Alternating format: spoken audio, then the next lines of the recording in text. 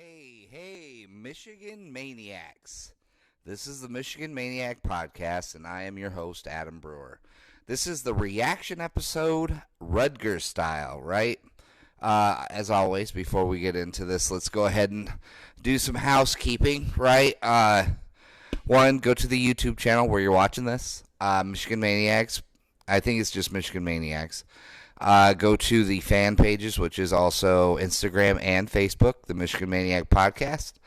Like, subscribe, rate, whatever you want to do on the YouTube. Go to the fan pages, talk, let's do it. And I'll be honest, I really love the interaction we have. Like, we bust each other's balls, we have a good time, we talk some massive shit. It's really just a good time, and I mean, I enjoy it.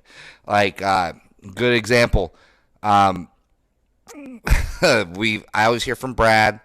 I always hear from my buddies Mikey and Sean, and then Matthew just got me on some eating crow. I love it, dude. It's what it's meant to be. What I don't like, however, are guys like, I'm not even going to say his last name, but this guy Zach. Apparently, I don't think he's a fan of the Michigan Maniacs. He's a wacko, right? I mean, who doesn't? I posted something about Shea, and then the guy was like, be better than that. And it's like, dude, if you listen to the podcast, you already know I'm not better than that, so suck it. Anyways, I just love it. I love the interaction. It's a lot of fun. More of you. Come on out. Enjoy it. Let's just do this. And then go to the YouTube and let's get that moving too. So, leave voicemails, please. Just go to whatever platform you're listening to and just go to the show notes and hit the little link down below for voicemails. It's pretty easy. Leave me whatever. I don't care. It's good. We'll talk about it. We'll have a good time. Now, let's get into this, because this is one hell of a game, right? So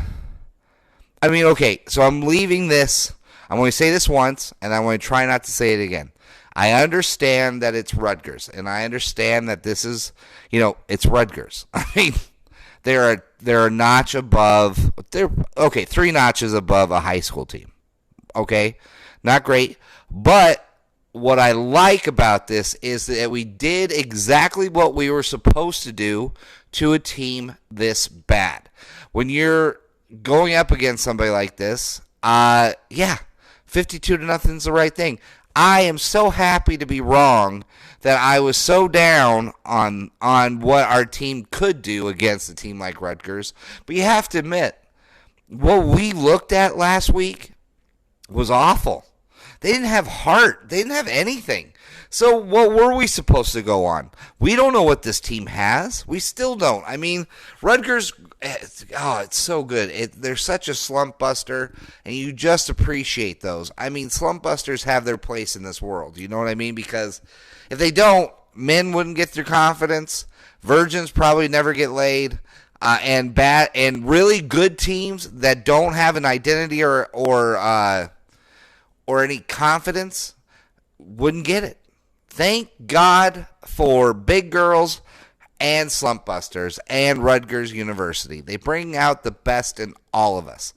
In all of us. They really do.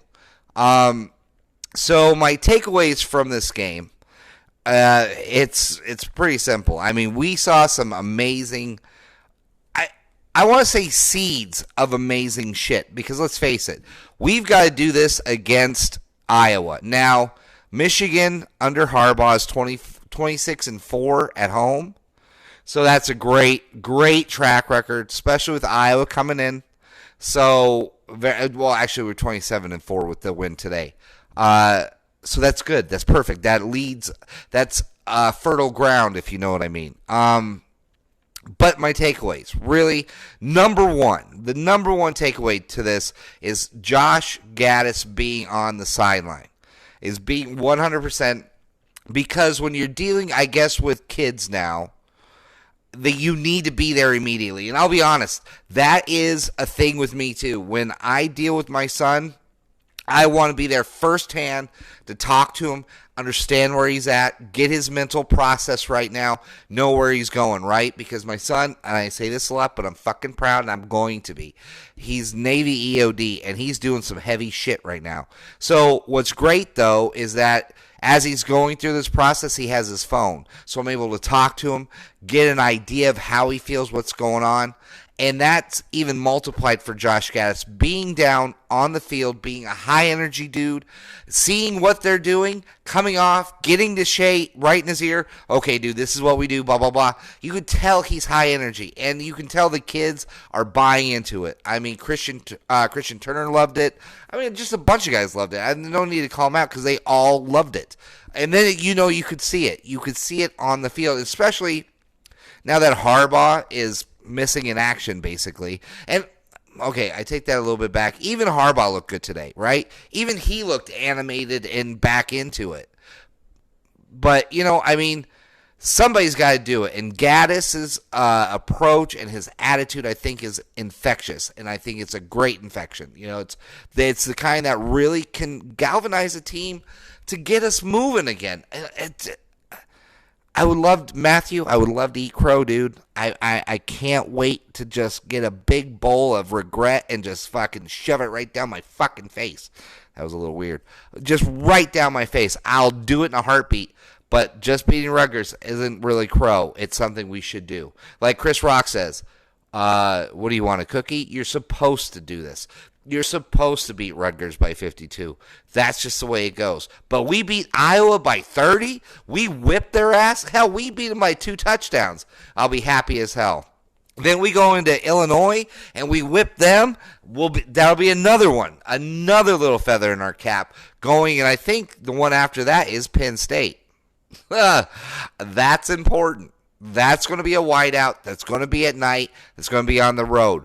Those are things we don't do very well. But if we beat Iowa, we beat Illinois handily, and we look good doing it like we did today, all right, we got ourselves a little bit of a roll. We'll see, though. This is great. Slump busting is fantastic. It's a lot of fun. Also, getting back to my takeaways. Now, these guys, in my opinion, should be starting. Should 100% be starting or getting a lot of play time. Cam McGrone. He made some major mistakes last week, but the flashes of brilliance last week and this week. He only had 1 tackle, which to me is shocking because every time I looked up, he was doing something on the defensive end. He's fantastic. That speed is phenomenal. And I'll be honest, it's not going to happen this year, but don't be surprised next year leading into the year after, he's going to be our next Evan Bush. This kid is fast. He's learning on the go, and he's learning at full speed. That's the best part. If you're going to make mistakes, make them at full speed, and that's what this kid is doing, and I'm super impressed with him. The other one that I am very impressed with, and Dax Hill. I mean, come on. Laying the wood on special teams, getting in on defense and making plays. Just his overall speed is incredibly noticeable. I mean, today I didn't even know who it was, but I'm watching the kickoff or punt. No, it was the kickoff. I'm watching the kickoff, and this kid is leading the pack down the field. I'm like, who the hell is that? Daxton Hill. That kid is everything advertised. We need to get him in. I mean, with Metellus, Hawkins, Ambry Thomas, Vincent Gray, Lavert Hill, Daxton Hill, come on, dude. We don't get crossing patterns yet, but with that athletic talent and that speed everywhere, dude, we are on our way to fixing some major problems here. Major. They're young. Fine. They're young, and I will deal with young guy mistakes. I am okay with that. But, dude, they're so much better than last year. Brandon Watson, Tariq Kennel, all good dudes. I'm sure they're fantastic. I'm sure there was Shea Patterson reading to the blind and pushing fat people in carts. But I'm telling you right now, not fast enough. Vincent Gray, physical and fast. Daxton Hill, physical and fast. Ambry Thomas, fast. I'm sure he's physical too, but right now, all I know is he's smart. He reads well. He reads routes, reads the quarterback's eyes, that kind of stuff. He moves to the ball quick. Dude, he's so good, too. He needs to gain some more weight because of his sickness. Hey, listen. that colitis is bad stuff. So what he's doing is even miraculous than that. But just our backfield is so much better. It's so physical and ready and young, and we're on our way. Now we're going to make mistakes, but we're on our way. The other one, Joe Milton, fantastic. I'll be honest. I'm going to get into Shea in a minute. He's going to have his own portion of this show. But Eric All, once again, doing kind of what Daxon's doing, looking for that contact. He made a key block to spring Nico Collins for that touchdown. He made a great tackle on, I believe, on the kickoff. He's really just getting in there, man. A freshman, he's still a little too light, so he can't be the starter yet. And we have great starters. I'm even getting back on the McEwen train. The kid has got talent. Yeah, man. Eubanks obviously has got talent. And then Eric All. I mean, we've really seen some really good play in this game. I mean, I love it. I love the slump busting. Then Dwumfor, another. You could tell he got pushed up front today. Something we didn't have last week. Just having Dwumfor back, big. He's got a good first step, and he can get in there and he can disrupt. I mean, he's not Aubrey Solomon, which I would love to have, and I bet Aubrey is thinking, who cares about homesickness at this point, because Tennessee is a garbage. But oh my God, if we had Aubrey Solomon right now, oh Jesus, we'd look good. Hell, there was even a Luigi Villain sighting today. Well, he got a tackle. That's what's so shocking. Luigi Villain and Cam McGrone had the same amount of tackles. Shocking, right? Because Cam McGrone was everywhere. Jordan Anthony, another solid game. The crossing patterns, the only time really Rutgers looked like they had anything going. A few crossing patterns, but that was, one drive in the game. I don't know what we're going to do about that. I think that's just the young kids figuring it out. Hopefully by the time we get to teams that could really hurt us with that, we have figured that out, right? That's plain and simple. We get aggressive. We're smart. And I really do believe Don Brown now when he says that this defense is faster. It just is. We're not as big. We are faster. Mike Dana looking fantastic. I'll be honest. If I had to do anything, my starting front four, and we would be doing 4-3. That would be the 4-3, and that would be it. That's how we do this from here on out. And now that Dwumfor is healthy, it'd be Dwumfor and Dana in the middle. I know Dana's an outside guy, and we can rotate him. That's fine. Mix him in with Carlo Kemp. But for me, it would be Dwumfor and Dana in the middle, and then Hutchinson and Kwity Paye. Kwity Paye really made up for last week. Looked good today. That's really about all my takeaways, other than I thought Joe Milton looked great. And that really creates a problem, I think, when Run DMC finally realizes who he is and he's healthy enough to play.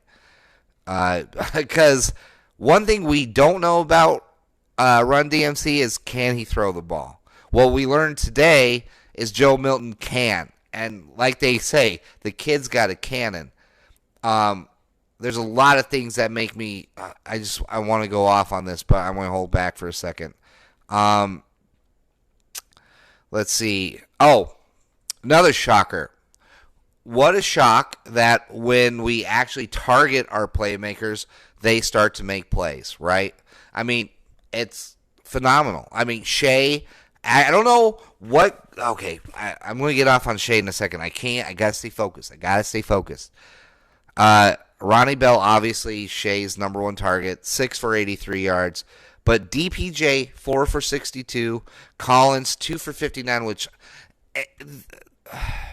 I'll get into the other play for a second, that interception. But 2 for 59 and a touchdown.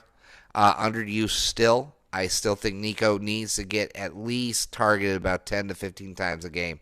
This kid is a game breaker, and we're just not using him right. But we still got him. See, I mean, when you get him in the speed and space, into open space, Nico Collins makes plays. Touchdown. Black still